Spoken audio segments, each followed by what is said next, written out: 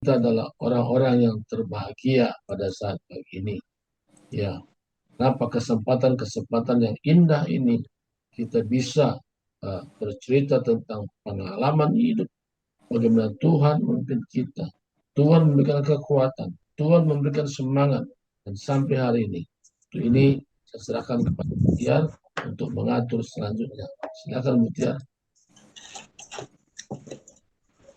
Ya, baik, terima kasih Pak Surbakti udah bawa kita dalam pujian penyembahan. Ya, hari ini kita mau sharing kehidupannya. Jadi dengan pengalaman kita bersama dengan Tuhan, firman Tuhan apa yang kita dapat gitu sebagai hikmat dari masalah yang kita hadapi gitu ya. Jadi ada masalah, tapi Tuhan kasih firman ini loh gitu ya. Kamu sedang berlatih tentang firman ini ya kan. Contohnya seperti itu. Jadi setiap pengalaman hidup kita itu masalah-masalah yang kita lalui itu sebenarnya di situ dikatakan dalam Roma 8 ayat 28 Allah turut bekerja. Jadi sebenarnya Allah itu pengen kita praktek gitu. Cuman kadang-kadang memang dalam praktek itu kita ya ada yang lulus, ada yang gagal ternyata ya. Jadi oleh karena itu pada pagi hari ini kita terus belajar dan belajar dan dengan pembelajaran, dengan kita mendengar pengalaman orang lain, ya kan? Akhirnya kita juga, oh berarti bukan cuma saya, orang lain juga pernah mengalami seperti saya alami, gitu ya.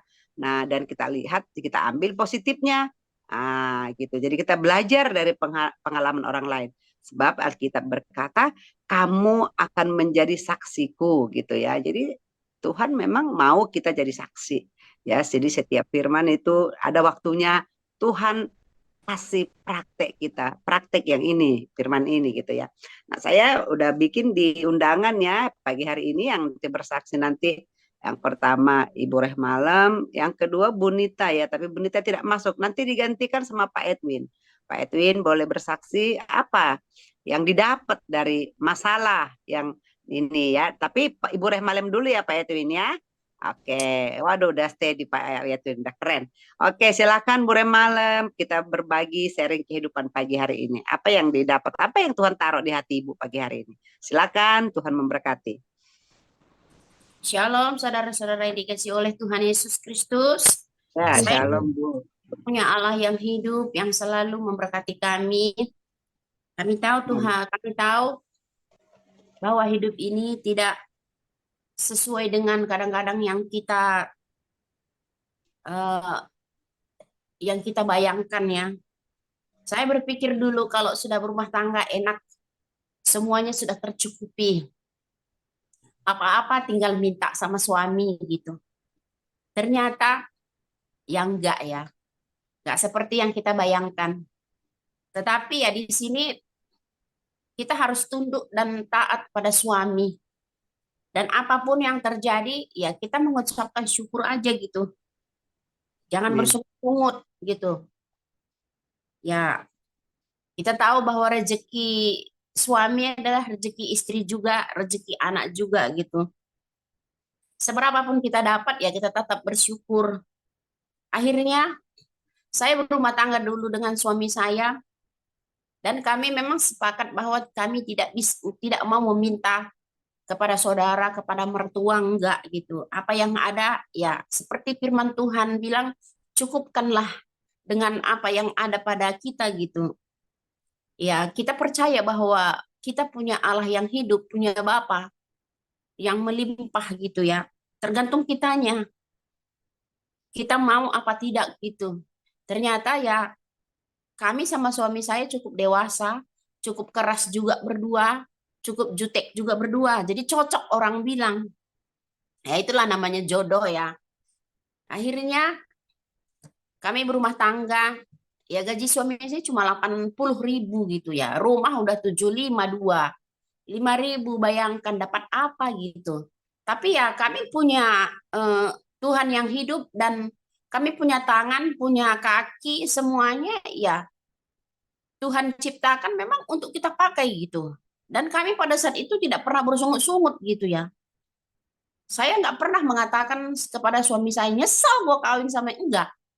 Ya apa yang ada dicukupkan gitu. Jadi uang yang 5.000 itu bagaimana caranya dicukup-cukupkan gitu. Pada saat itu memang semuanya masih murah gitu ya. Kayak Indomie, ayam, apa masih murah.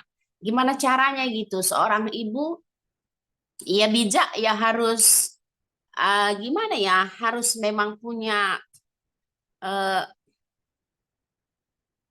harus memang bijak ya dalam bidang itu gitu. Ya saya beli satu ayam itu saya bikin untuk seminggu gitu. Cekernya, dua-duanya saya bikin sop, dadanya saya iniin bikin nasi goreng sama bubur. Ya pokoknya untuk 1 minggu itulah.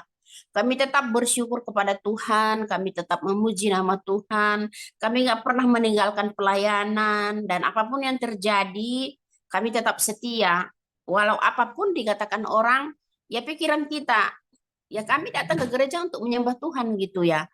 Ya namanya juga kita namanya juga kita hidup. Memang banyak tantangan, rintangan yang kita hadapi. Inilah itulah. Tapi pada saat itu kami santai gitu ya. Kami biarkan saja anjing menggonggong kapilah berlalu gitu. Itulah istilah yang kami buat. Jadi itulah yang bisa membuat kami maju sampai sekarang ini. Ini akhirnya ya karena kami setia dalam perkara kecil, Tuhan tambahkan perkara besar. Tetap kami setia. Akhirnya Tuhan berikan rezeki memang yang kami eh, tidak kami sangka gitu. Suami saya dapat rezeki, terus ada dulu saudara saya di kampung punya tanah luas, mereka itu beli, dan dia cari siapa cucu-cucunya, kami dapat 75 juta, ya pokoknya semuanya. Jadi uang yang kami dapatkan itu nggak kami hambur-hamburkan gitu. Bagaimana caranya? Ya udah kita bangun rumah aja di belakang daripada kita hambur-hamburkan duit itu. Jadi semuanya waktu kami membangun rumah ini pun kami aja berdua.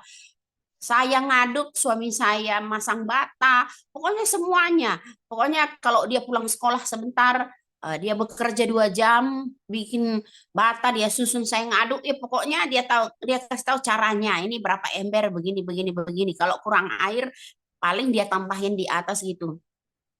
Tapi puji nama Tuhan ya, saya sangat bersyukur sekali. Di dalam kesusahan itu, kita tahu bahwa Tuhan selalu turut campur dalam permasalahan apapun. Jadi sampai sekarang, biarpun dikata susah, jadi saya nggak ini ya, nggak panik gitu, nggak pusing. Karena apa? Saya sudah mengalami hal-hal yang seperti begitu. Jadi kadang-kadang orang selalu berkata-kata, orang berantem gara-gara duit ini. Saya suka ketawa aja gitu. Kok cemen kali gitu orang seperti begitu gitu ya. Jadi ya itulah, Tuhan itu memang sangat baik. Dia memelihara kami sampai pada hari ini juga, nggak pernah kekurangan. Bahkan apa yang nggak pernah saya pikirkan, Tuhan berikan melebih daripada apa yang saya minta. Ya saya sangat bersyukur sekali punya Allah yang hidup. Karena apa? Saya nggak pernah setiap permasalahan itu, nggak pernah saya pikirkan gimana nanti caranya, bagaimana. Akhirnya kita stres, akhirnya kita pusing, akhirnya kita marah-marah sama anak begini. Saya emang nggak mau gitu. Setiap ada permasalahan itu, masalahnya dulu apa gitu kan. Ibarat kata masalah masak gitu, entah kurang garam, entah kurang cabai, kurang ini. Ya udah saya perbaiki gitu. Entah pun saya eh, anak-anak saya bilang kurang terlalu bawel pulang kerja begini-begini, ya saya nggak bawel gitu. Pulang sekolah ini saya diam aja, santai saya gitu. Senyum-senyum aja saya. Jadi kita sebagai anak Tuhan memang harus ada perubahan gitu yang dilihat. Karena apa? Apapun yang kita bilang firman Tuhan, kalau cuap-cuap kita begini. Kalau buktinya nggak ada, orang kadang-kadang nggak percaya gitu. Jadi kita harus bagaimana sebagai anak Tuhan itu memang kelakuan kita, cara bicara kita, semuanya memang kita harus perhatikan gitu. Disitulah kadang-kadang orang banyak bertobat gitu. Ya, puji nama Tuhan, semuanya baik, semuanya Tuhan berikan yang terbaik. Puji nama Tuhan, kuasa Tuhan selalu nyata dalam hidup kami. Terima kasih, Tuhan memberkati. Amin.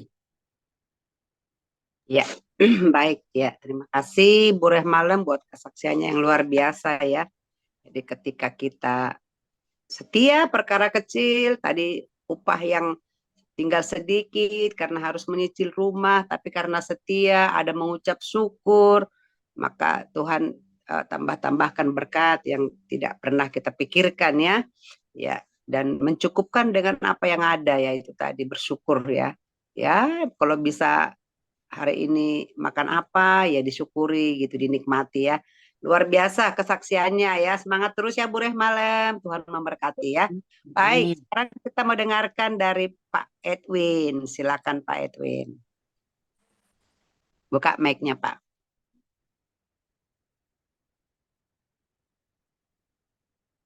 Buka. Belum terbuka Pak. Belum terbuka mic-nya, itu dibuka dulu mic-nya. Ya, oke. Saya Silakan.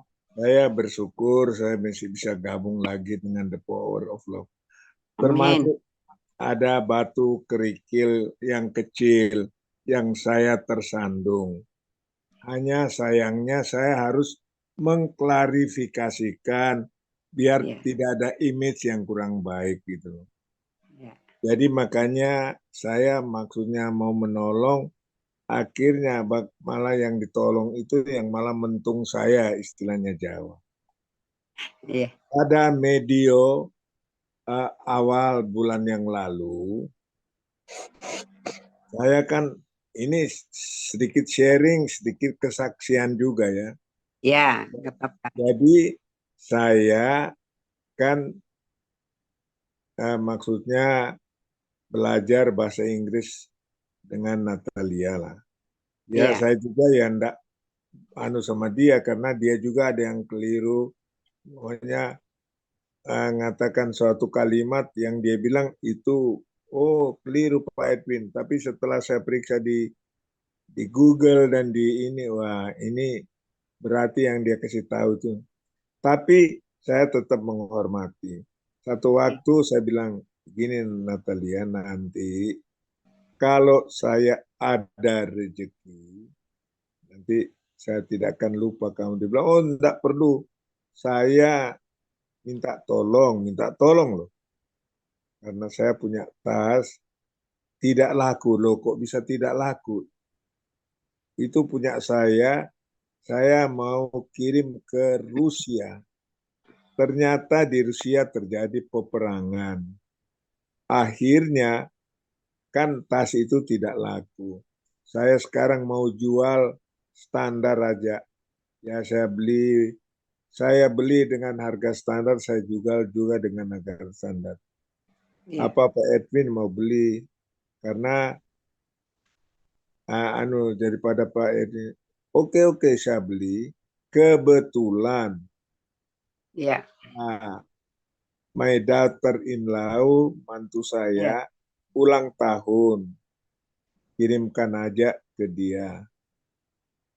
Dia bilang, oh, Pak Edwin, send address-nya ke saya. Oke, ya saya kirim address-nya. Dia kirim sendiri.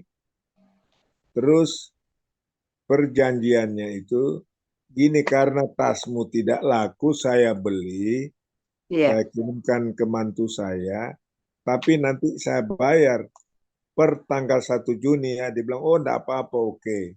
Saya pikir kan enggak laku. Ya saya iya, beli, cuma saya bayar belakang. Bisa saya bayar waktu itu. Tetapi saya pikir, lah uang ini enggak laku ya biar aja kan saya bayar di 1 Juni lah.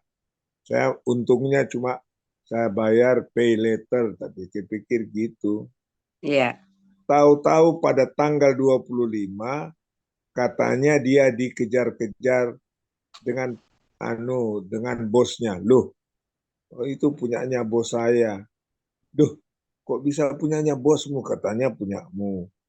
Kalau hmm, punyanya bosmu ya saya enggak kepingin beli gitu. iya, Terus dia mengatakan itu punyanya bosku. Sekarang sudah diminta anunya. Soalnya apalagi tidak kasih uang muka. Lah kamu kan hmm, yang kirim-kirim sendiri, kamu yang minta alamatnya kamu kirim sendiri. hmm, Tahu-tahu sebentar lagi ibunya telepon saya. Kan saya iya, kaget. Loh Pak Edwin, soalnya anak saya begini. Loh, kenapa Bu? Itu anu kok nggak dibayar gini dikejar-kejar dengan anunya.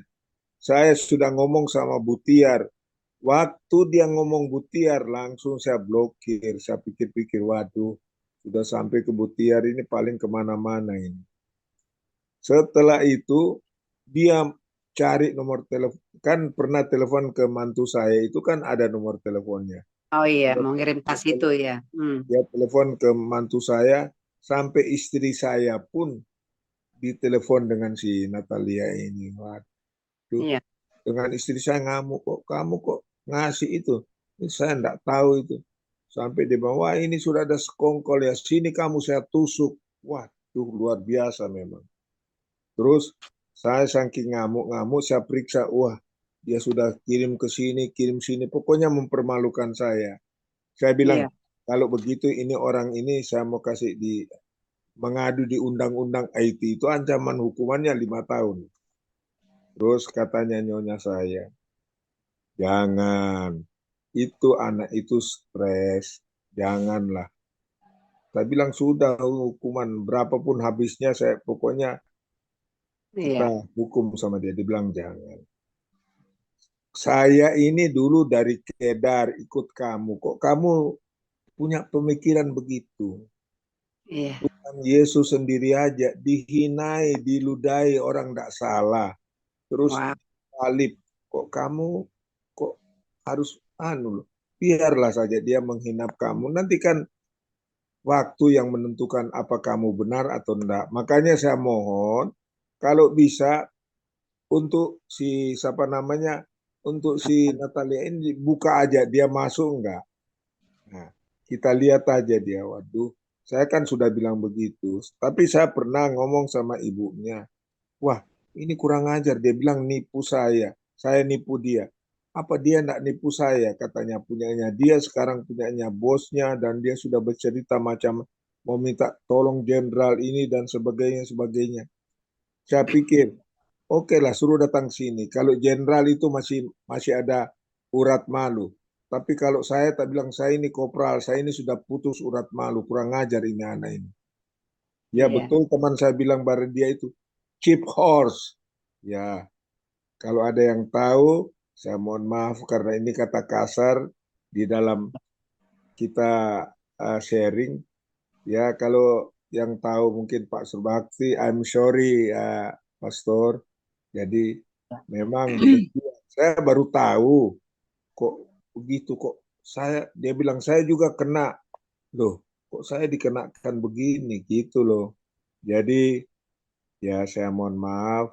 Semua ini saya beritahu bahwa ya kesaksian saya pada hari tua kok ada yang begini.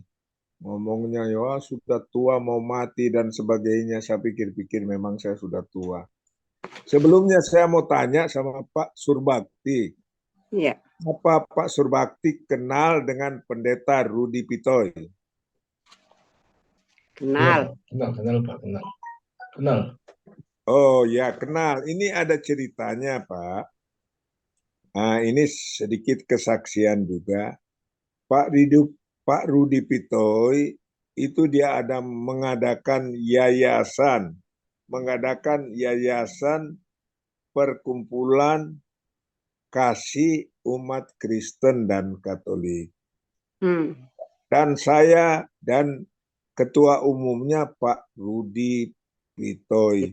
Lah dia angkat menjadi wakil ketua umum yang untuk mencari anunya di daerah timur karena beliau sudah menghadap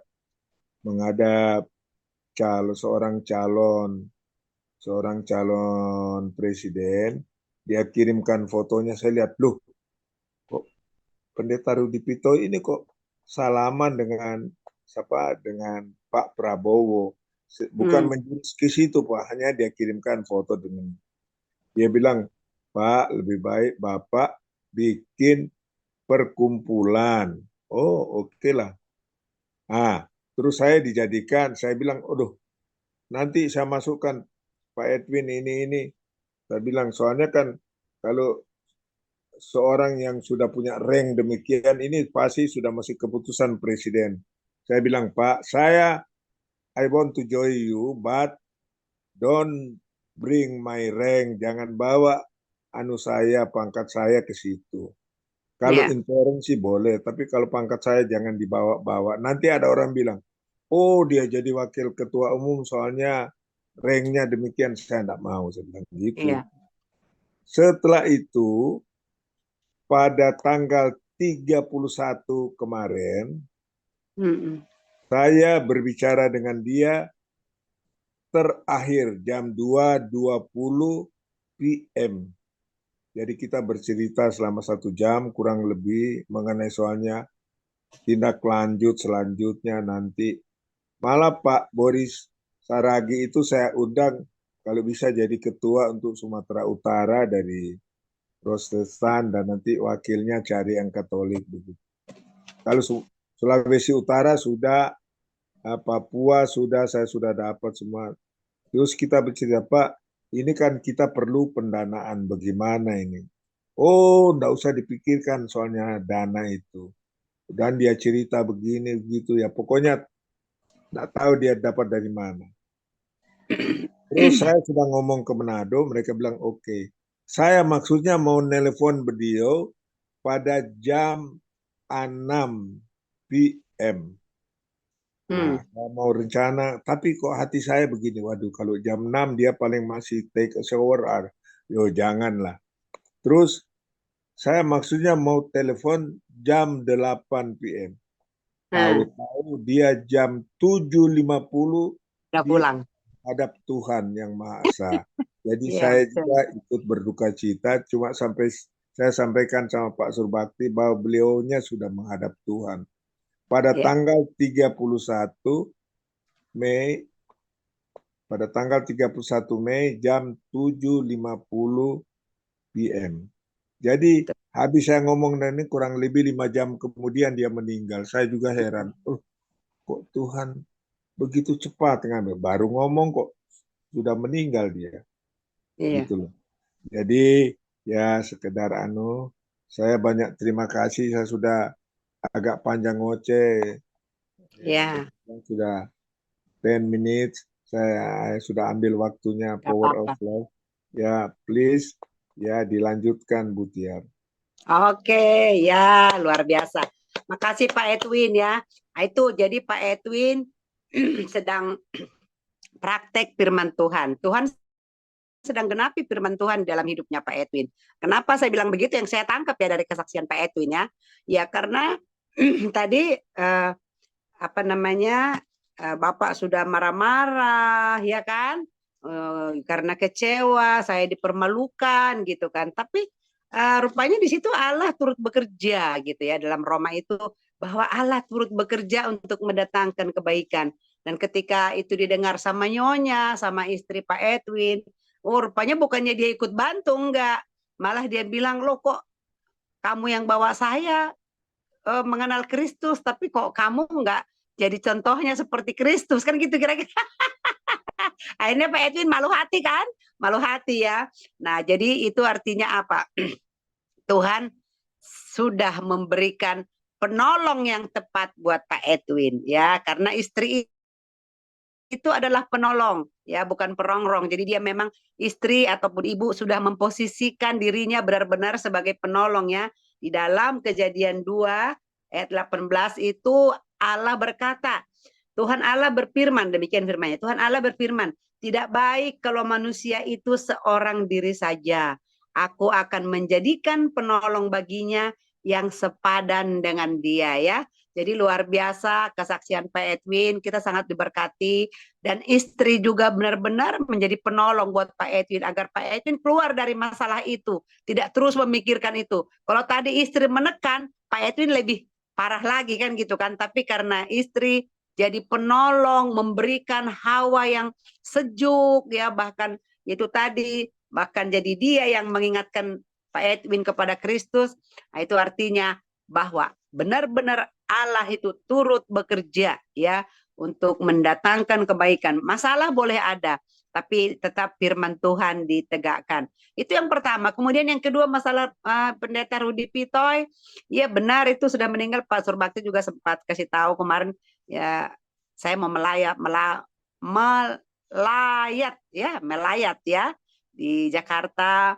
Ya, makanya waktu Pak Edwin kirim screenshot percakapan itu tentang Pak Pendeta Rudi, saya mikir loh, Pak Pendeta Rudi kan udah meninggal gitu kan.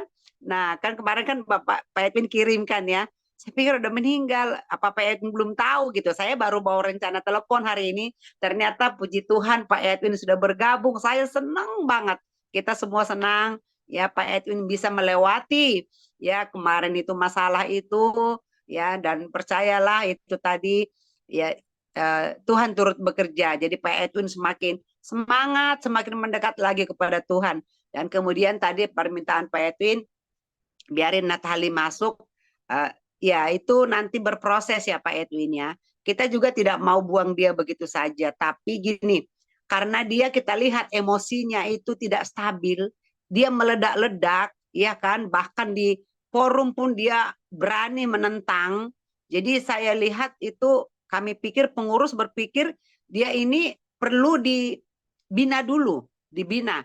Kalau bahasa kami itu dimasukkan ke klinik dulu, di klinik di situ dia di ini dulu diobservasi, dikasih tahu dulu sehingga dia bisa merubah cara berpikir, cara berbicara kepada siapa, dan itu yang Tuhan mau juga. Dia harus merubah.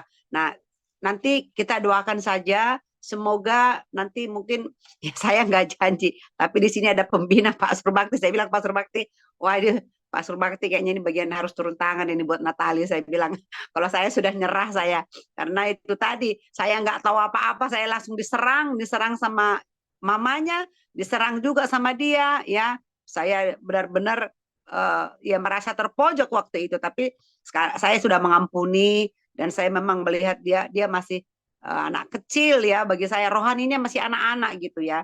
Nah, tapi untuk masuk mungkin saya langsung dengan dia masih bisa terjadi benturan karena udah banyak kata-kata dia yang keluar, dan saya pun udah sempat juga keluar tanduk saya. Ya, saya bilang siapa kamu, saya gituin.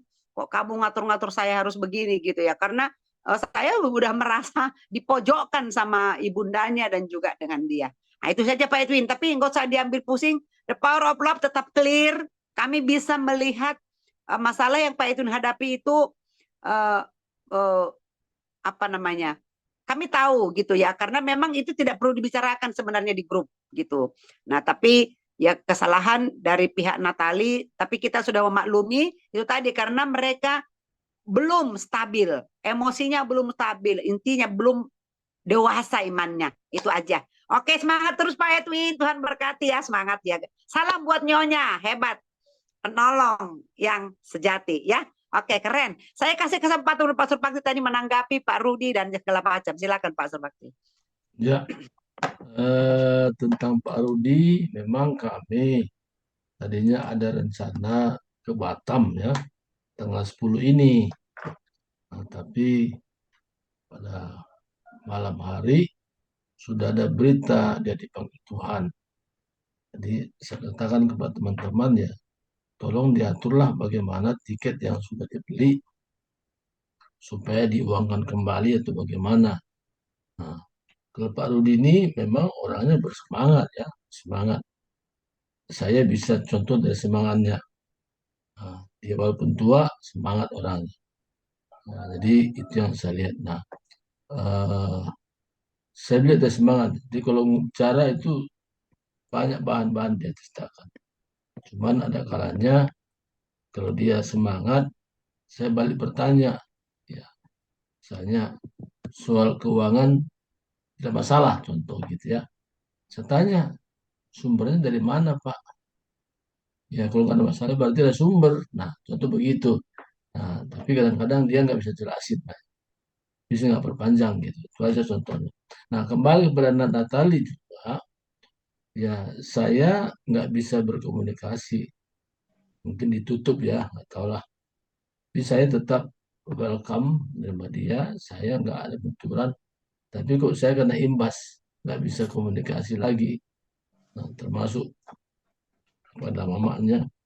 Ya udah, tapi tetap undangan kita kirim untuk bisa tergabung dalam komunitas The Power of Love. Jadi saya berupaya untuk bisa komunikasi, tapi tidak bisa ya sudah. kembali pilihan kepada Natali. Nah, saya kira itu saja. Pokoknya prinsipnya kita tuh menimbangnya bukan bersebelah. Jadi kita menimbangnya ukurannya firman Tuhan. Itu yang kita buat menjadi neraca timbangan dalam menentukan sikap. Itu saja Bu Tiar. Tuhan berkati, serahkan kembali ke Bu Tiar. Ya, ya, baik. Terima kasih Pak Surbakti ya. Jadi sudah clear ya Pak Edwin ya. Jadi memang segala sesuatu yang di muka bumi ini Tuhan yang punya kuasa ya. Di situ juga kita ya seperti itu Pak Rudi Pitoy udah dibelikan tiketnya mau ke Batam. Terus dia udah berencana lagi bikin Pak Edwin sebagai wakilnya. Ya dia sudah berpulang beda lagi ceritanya ya kan. Nah jadi memang itu tadi apapun yang di muka bumi ini kita tidak bisa pegang kendali. Ada Tuhan yang pegang kendali. Ya mungkin Tuhan berpikir kalau jadi dibikin yayasan itu mungkin itu tadi. Mungkin sumber dananya mungkin nggak jelas kan. Kita lihat sekarang ini kayak di pemerintahan kita kan. Apa ini ya sekarang yang lagi rame ini. Yang Nasdem ya. Ya rupanya aduh sekian triliun itu dikorupsi. Kita dengarnya juga emosi. Ya emosi dengarnya kok teganya gitu loh bukannya ngambil sedikit. Kalau orang Batak gini, saya cerita sedikit ya. Orang Batak ada pepatahnya begini katanya. Kalau kita bilang gini kan, jangan korupsi gitu. Maksudnya jangan ngambil keuntungan gitu kan. Contohnya pribadi gitu. Ada orang Batak istilahnya begini. Orang katanya kalau macul di sawah katanya gitu kan. Macul di sawah itu lumpur itu pun eh, masuk ke mulut gitu. Nah, itu peribahasanya. Peribahasanya itu apa? Ya kalau kita bekerja apa yang di tangan kita, enggak semua itu mulus tapi ada juga yang kita makan gitu kan. Itu memperhalus gitu kan. Tapi kan kalau istilah lumpur tadi kita macul terus lumpurnya uh, membersih ke mulut kita, ke bibir kita. Nah, jadi kita kemakan gitu. Itu kan sedikit sepersekian gitu loh. Lah kalau ini kan yang korupsi sekarang ini lebih besar yang dikorupsi daripada yang dipakai untuk proyek gitu loh. Nah, jadi ya tapi kita positif thinking aja. Intinya almarhum Pak Rudi Pitoy sudah tenang bersama Bapak di surga. Saya juga pernah ikut Zoom-nya sekali Pak Edwin. Betul. Saya bilang sama Pak Surbakti, Pak itu berapa umurnya Pak? Saya bilang kan, saya lihat kan udah lanjut gitu ya. Dia bilang udah 80 sekian. Waduh, tapi semangatnya masih luar biasa gitu kan untuk mengikuti Zoom itu gitu kan. Tapi itu tadi, kalau sudah waktunya Tuhan, tak ada satupun yang bisa menolak. Ayo pulang, kita harus pulang ya. Nah itu saja pagi hari ini. Makasih buat semuanya. Makasih Siska sudah bergabung. Walaupun terlambat nanti minggu depan Siska akan bersaksi ya. Jadi ya kita bersyukurlah. Kalau hari ini kita masih bisa ikut Zoom, bisa menyembah Tuhan, bisa ya seperti ini kita bersharing, ya ada kelegaan di hati. Ya seperti Pak Edwin saya percaya dia lega begitu dia ngomong di Power of Love, ya udah clear ya gitu ya. Nah, dan itu anugerah. Itu bukan karena kuat naga kita, tapi karena Tuhan begitu mengasihi kita. Ya, oh yuk kita terus semangat dalam Tuhan. Ya selama hayat di kandung badan katanya, selama kita masih bernapas, yuk kita datang kepada Tuhan, kita memuliakan Tuhan. Itu saja mungkin untuk sharing pagi hari ini. Terima kasih buat kesaksiannya, buat keterbukaannya Pak Edwin, juga buat Bora Malam, buat kesaksian yang luar biasa bagaimana berjalan ketika Tuhan izinkan kita mulai menata dari tangga ke tangga sampai berhasil. Nah, itu dahsyat sekali ya. Baik, kita akan tutup ibadah kita pagi hari ini. Nanti ada Ibu Lydia Lalang yang menutup kita dalam doa syafaat. Kita bagi dua, Bu Lydia, ini ada permintaan Bapak Pembina. Jadi dibagi dua, katanya doa penutup. Nanti Ibu Lydia Lalang berdoa untuk pergumulan partisipan. Nanti saya berdoa untuk bangsa dan negara dan juga para hamba Tuhan. Terakhir baru doa berkat oleh Pak Surbakti ya.